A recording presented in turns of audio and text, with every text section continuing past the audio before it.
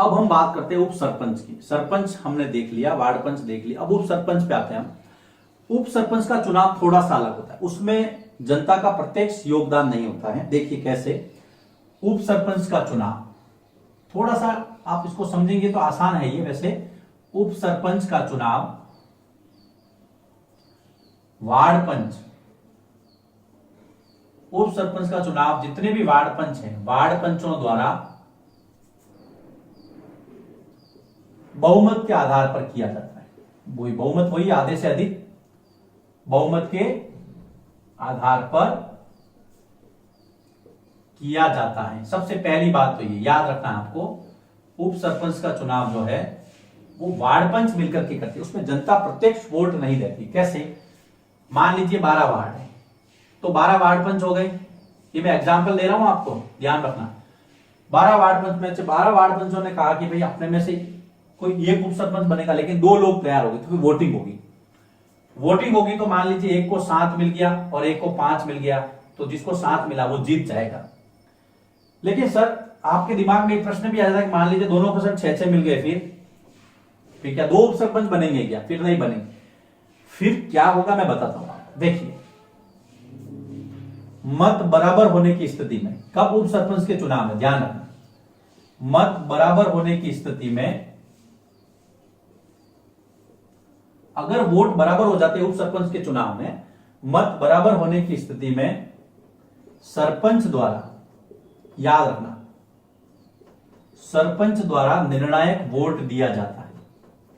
उसके पहले सरपंच वोट नहीं देगा, लेकिन अगर दोनों मामला बराबर हो जाता है तो सरपंच द्वारा निर्णायक वोट दिया जाता है। और उसके बाद में फिर आप देखेंगे कि एक व्यक्ति कोई ना कोई जीत जाएगा। 6-6 बराबर हो गए, मान लीजिए सरपंच ने इसको वोट दे दिया तो 6 + 7 हो गए, तो जीत गया ना, ये उप सरपंच बन गया। अब करता क्या है, सरपंच की अनुपस्थिति में, जब सरपंच बाहर है गांव से, तो चार्ज उप सरपंच को देखा जाएगा। सरपंच एब्सेंट है, सरपंच की अनुपस्थिति में, सरपंच की अनुपस्थिति में उप सरपंच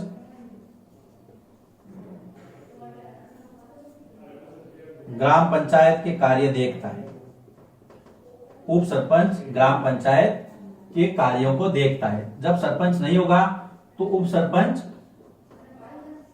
इसको देखेगा। ठीक है, तो ये चीजें आपको ध्यान में रखनी है। इसके अलावा देखिए, उप सरपंच जो अपना त्याग पत्र है, उप सरपंच, अगर उप सरपंच को अपना पद छोड़ना है तो उप सरपंच अपना त्याग पत्र सरपंच को सौंपेगा। उप सरपंच अपना त्याग पत्र सरपंच को सौंपता है। तो उप सरपंच के बारे में ये चीजें आपको पता रखनी है कि उप सरपंच का जो चुनाव है वो वार्ड पंचों द्वारा बहुमत से किया जाता है। इसके अलावा बराबर अगर मत हो जाते हैं वार्ड पंचों के तो सरपंच अपना निर्णायक वोट देगा। सरपंच जब अनुपस्थित रहेगा तो उप सरपंच काम करेगा। उप सरपंच अपना त्याग पत्र जो है वो सरपंच को देगा और इसका भी कार्यकाल जो है 5 वर्ष है। मैं यहां लिख देता हूं, उप सरपंच का जो कार्यकाल है वो ये भी 5 वर्ष के लिए, जब तक पंचायत रहेगी तब तक ये भी काम करेगा। तो छोटी छोटी बातें हैं, आपको पता रखनी है। मैं अंडरलाइन कर देता हूं। वार्ड पंचों द्वारा किया जाएगा उप सरपंच का चुनाव, बहुमत के आधार पर होगा। अगर मत बराबर हो जाते हैं तो ऐसे में सरपंच जो है वो निर्णायक वोट देगा।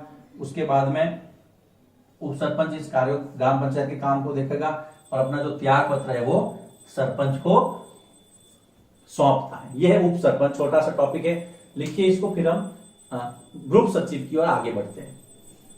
उप सरपंच के बाद में हम बात करते हैं ग्राम पंचायत में एक सरकारी कर्मचारी होता है उसकी। देखिए, ग्रुप सचिव, तो ग्राम पंचायत में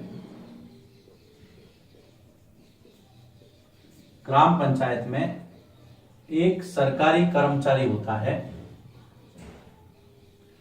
एक सरकारी कर्मचारी होता है जिसकी नियुक्ति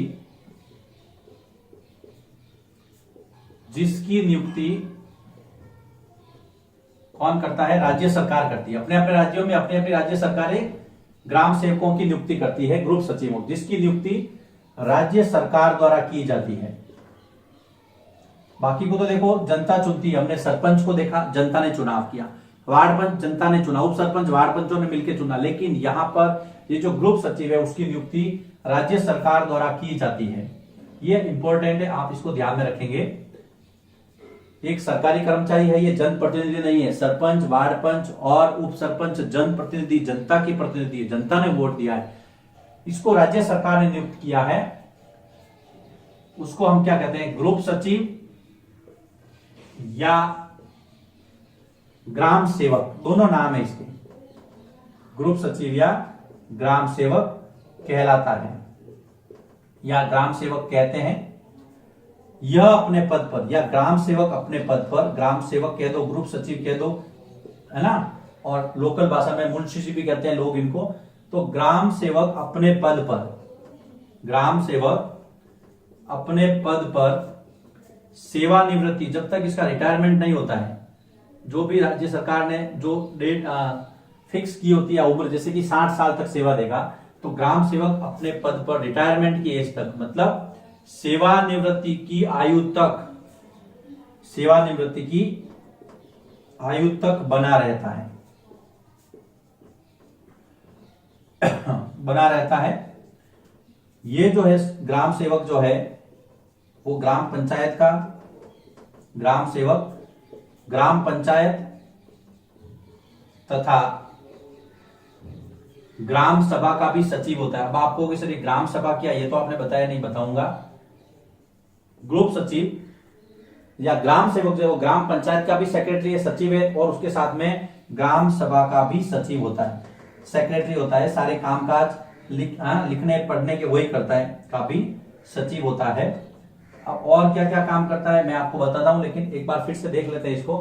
अभी हमने ये टॉपिक स्टार्ट किया है ग्रुप सचिव। ग्रुप सचिव ग्राम पंचायत का सरकारी कर्मचारी होता है। कई बार एग्जाम में पूछा जाता है कि इनमें से कौन ग्राम पंचायत में सरकारी कर्मचारी है, सरपंच, वार्ड पंच, उप सरपंच या ग्रुप सचिव या ग्राम सेवक।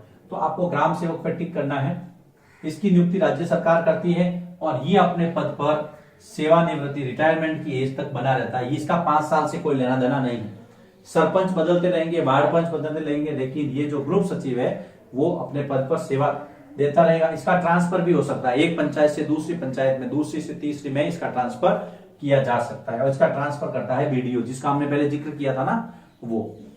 ग्राम सेवक जो है वो ग्राम पंचायत का और ग्राम सभा का दोनों का सचिव भी होता है, सेक्रेटरी होता है। इसका दूसरा नाम है ग्राम सेवक या ग्रुप सचिव, कुछ भी कह दो आप। तो ये छोटी छोटी बातें इसके बारे में आपको पता रखनी है। लिखिए इसको, फिर मैं इसी ग्रुप सचिव वाले टॉपिक को आगे बढ़ाता हूं और हम ग्राम सभा के बारे में भी जानते हैं। अब देखिए जो ग्रुप सचिव है या जिसको आपने ग्राम सेवक कहा है, ग्रुप सचिव पंचायत के सारे रिकॉर्ड रखता है। ग्राम पंचायत के सारे दस्तावेज जो हैं वो ग्रुप सचिव के पास रहते हैं, उनकी देखरेख वो करता है, उनको मेंटेन करता है। ग्रुप सचिव पंचायत के सारे रिकॉर्ड रखता है, उनकी देखरेख करता है और बैठकों में सारे रिकॉर्ड रखता है। पंचायत की बैठकों में जो चर्चा होती है, पंचायत की बैठकों में हुई चर्चा और जो निर्णय लिए जाते हैं, जो डिसीजंस होते हैं, चर्चा व निर्णयों को लिखता है। यही लिखता है, सारे मिनट्स वगैरह निर्णय लिखता है और उसके रिकॉर्ड रखता है। तो ये है ग्रुप सचिव या ग्राम सेवक, छोटा सा टॉपिक था। अब हम देखते हैं ग्राम सभा। ये ग्राम सभा क्या होती है? देखिए ग्राम पंचायत की 2 तरह की मीटिंग होती है। एक तो होती है ग्राम सभा की मीटिंग होती है, एक होती है उसकी कोरम की मीटिंग।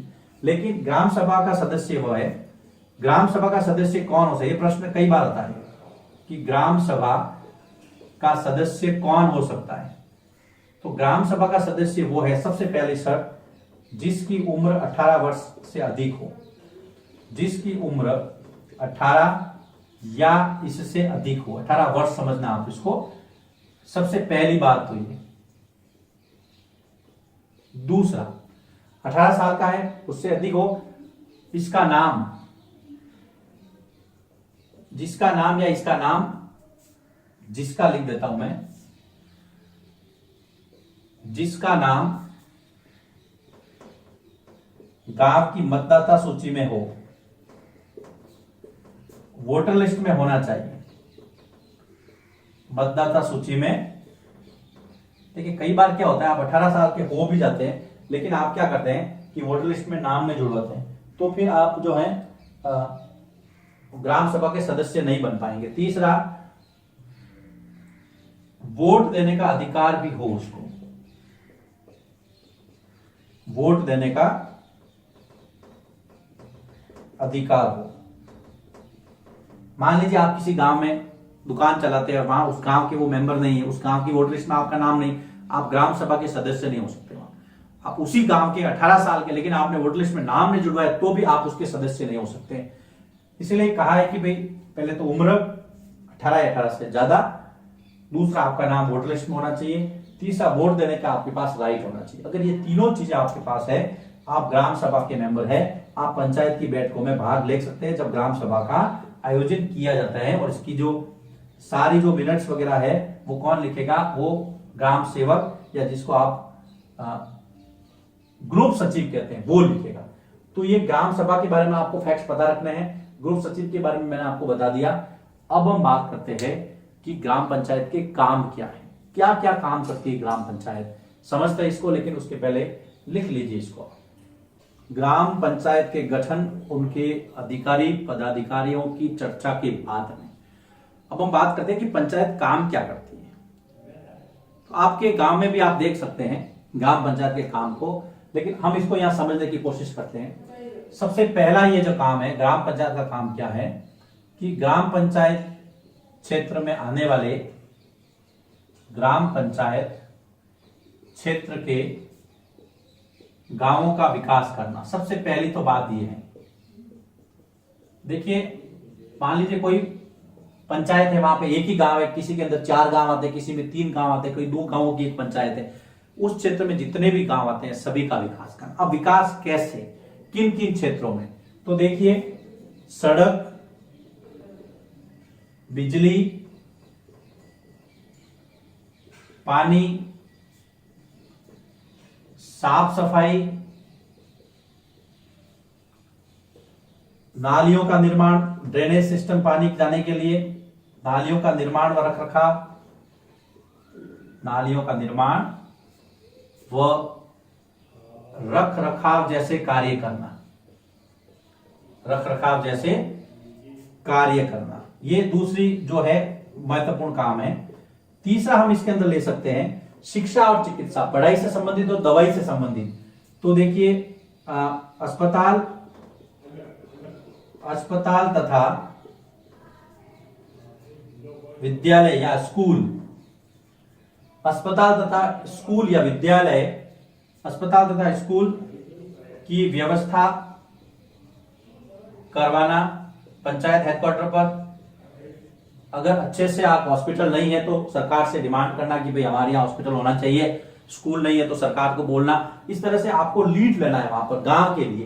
बिजली, पानी, साफ सफाई, नालियां तो है ही, लेकिन आपको एजुकेशन के अंदर और मेडिकल फैसिलिटीज के अंदर भी गांव को आगे रखना, ये आपका काम है ग्राम पंचायत का। ऑलराउंड डेवलपमेंट तो है ही आपका, ऑल ओवर जो आपका डेवलपमेंट है वो काम करना है आपको, ये है। इसके बाद में ग्राम पंचायत में देखिए स्थानीय कर लगाना है ना, लोकल जो टैक्स है स्थानीय कर भी लगा सकती है जिससे कि रेवेन्यू जनरेट हो, पंचायत को पैसे मिले। कैसे, मान लीजिए ग्राम पंचायत क्षेत्र में कुछ ऐसी जो दुकानें हैं उनके ऊपर आप टैक्स लगा सकते हैं, उनका रेंट किराया ले सकते हैं, उनसे नॉमिनल जो चार्जेस होते हैं वो। इसके अलावा अगर मैं यहां पे और लिखूं कि स्थानीय स्तर पर रोजगार देना, स्थानीय स्तर पर विभिन्न योजनाएं चलाना, लोगों को रोजगार देना, योजनाएं चलाना। फिर यहां पर लिख रहा हूं मैं लोगों को रोजगार देना आदि, लोगों को रोजगार देना आदि। इसको आप यहां से जोड़ देना, यहां से इसको लिखना फिर यहां से जोड़ देना। अब आपने देखा होगा आपके गांव में नरेगा चलती है, नरेगा में बहुत सारा काम होता है और उन कामों में आपने देखा होगा ग्राम पंचायत लोगों को जॉब कार्ड बना के देती है, उनको रोजगार देती है ताकि वो 100 दिन काम ले। इसके अलावा जो राजस्थान सरकार की या मान लीजिए दूसरे आपको जो राज्य सरकार की योजनाएं हैं उनको भी वहां लागू करना पंचायत स्तर पर, एक ग्राम पंचायत का काम है। सबसे पहला काम है आपके क्षेत्र में जितने भी गांव आते हैं उनका विकास करना। दूसरा, सड़क, बिजली, पानी, साफ सफाई, नालियों का रख रखाव, है ना। पानी अगर सभी घरों में नहीं है तो पानी की पहुंच, लाइट नहीं है, आप व्यवस्था करेंगे, साफ सफाई का ध्यान रखेंगे, नालियों का निर्माण करवाएंगे। इंपॉर्टेंट है हॉस्पिटल और स्कूल की व्यवस्थाएं कैसी चल रही है उसको दिन ब दिन चेक करना, उसका रखरखाव करना, देखना।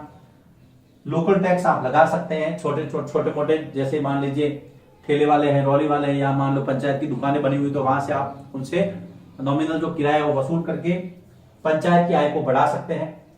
लोकल स्तर पर जो आपके सरकारी योजनाएं चल रही है उसको लागू करवाना, लोगों को रोजगार देना आदि। तो देखिए पांच काम आप लिख सकते हैं।